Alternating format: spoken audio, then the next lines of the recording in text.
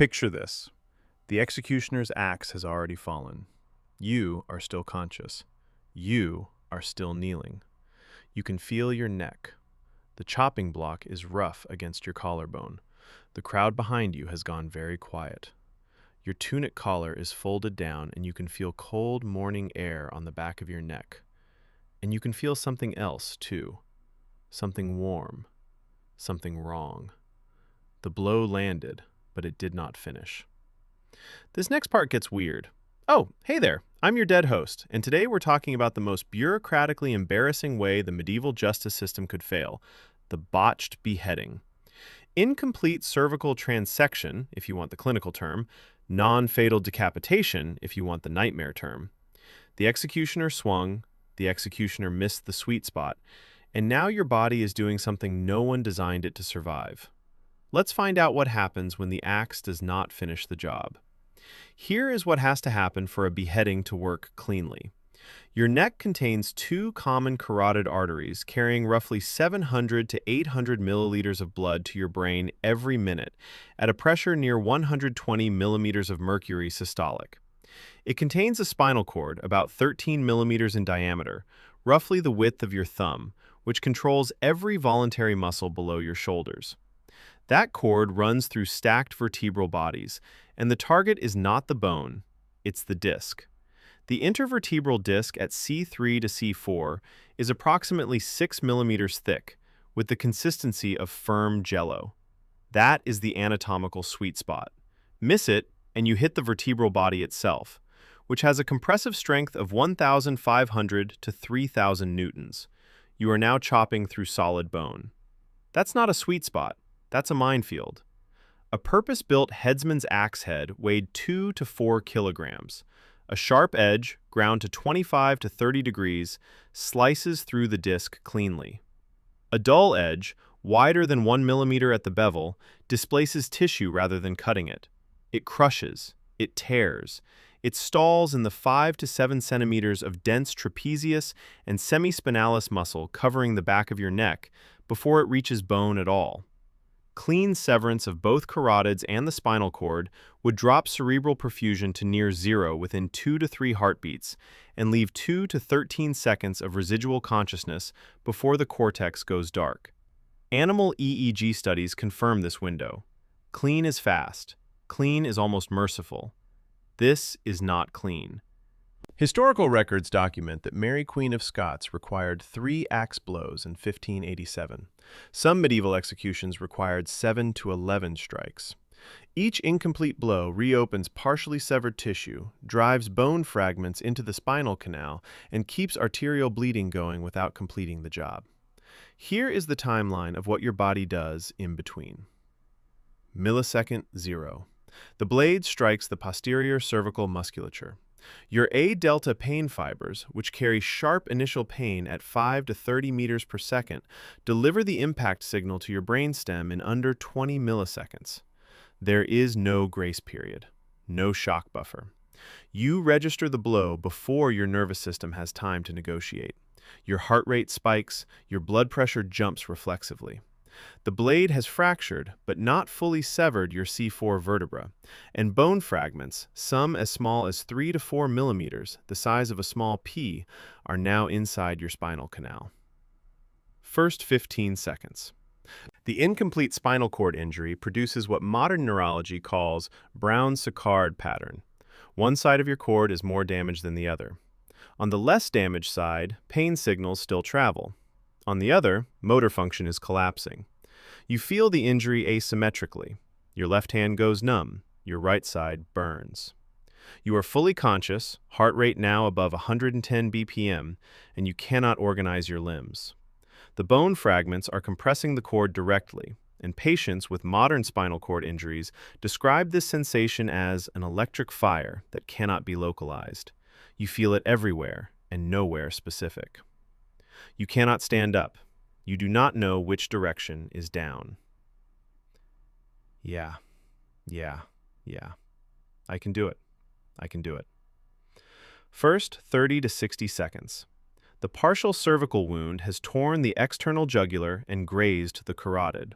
You are losing 500 to 800 milliliters of blood in this first minute. That is roughly the volume of a standard wine bottle, pouring out of your neck into the dirt. Class 2 hemorrhagic shock is setting in. Your heart rate climbs above 100 BPM and keeps climbing toward 120. Your systolic blood pressure drops below 100 millimeters of mercury.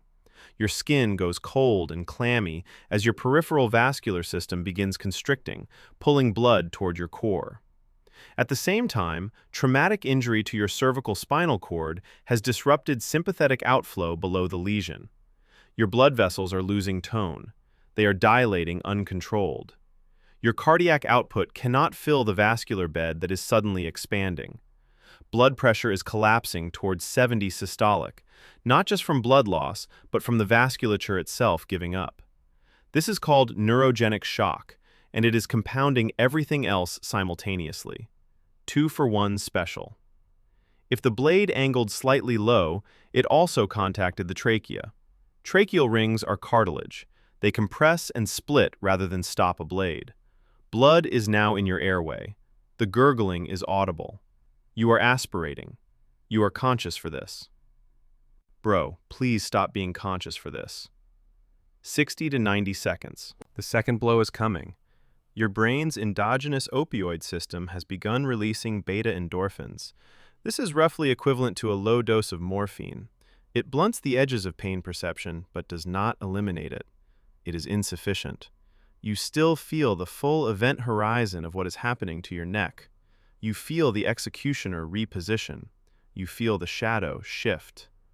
Your blood pressure is now around 70/40. Heart rate is erratic, 130 BPM, trying to compensate for a collapsing system. The second axe blow lands. More bone, more fragments, more cord damage. You are still here.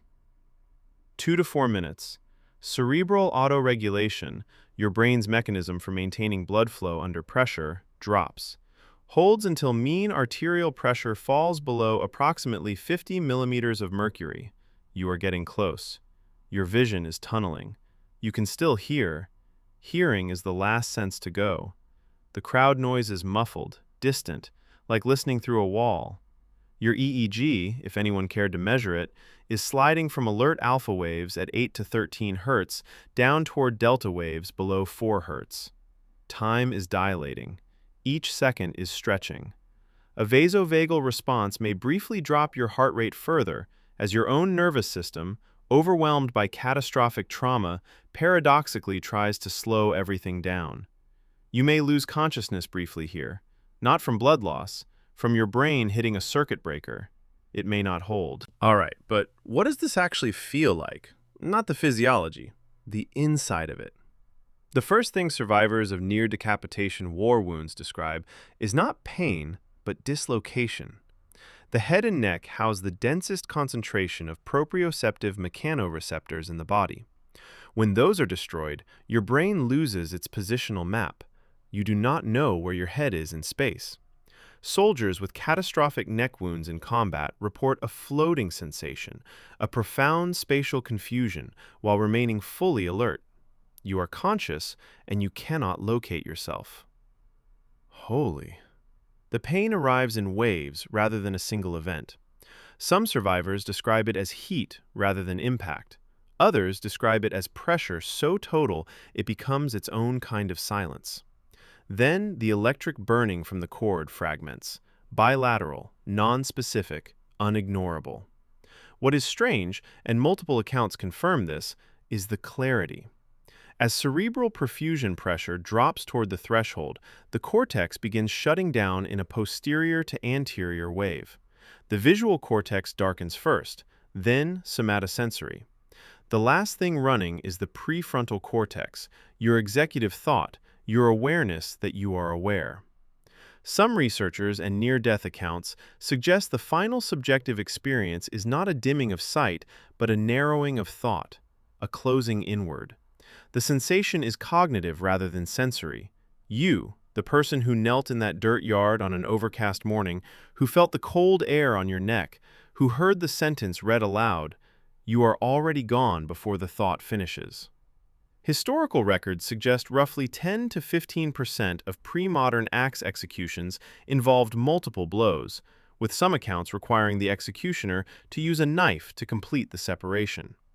The Guild of Headsmen in several European cities maintained formal quality standards for blade sharpness and had documented cases of professional reprimand after botched executions. One German headsman was reportedly prosecuted by the family of the condemned after 11 unsuccessful blows. That is a performance review nobody wants. Keep your neck away from dull blades. Obvious advice, you'd think. Hit subscribe if you want to keep exploring the worst ways to go. I'll be here. I'm dead.